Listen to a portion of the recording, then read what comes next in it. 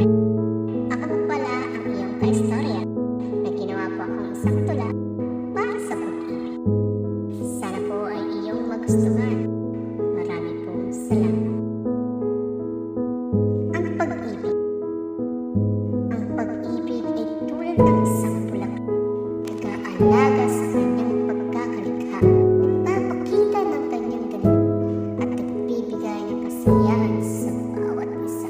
Ang pag-ibig ay tulad ng musika, nagpapakita ng kanyang tunog sa bawat kanta.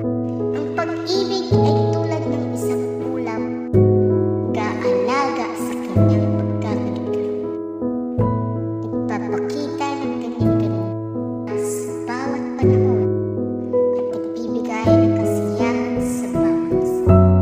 Ang pag-ibig ay tulad ng mga bituin, nag-aalaga sa kanyang pagkakalikha, nagpapakita ng kanyang galing sa bawat panahon, at nagbibigay ng kasiyahan sa bawat isa.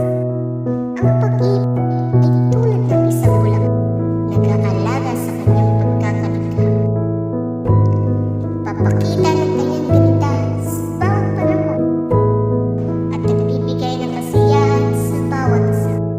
Para po sa more video, please subscribe to my YouTube channel, Kaistorya Mo, at sa Facebook, at to our Facebook page, Kaistorya Mo.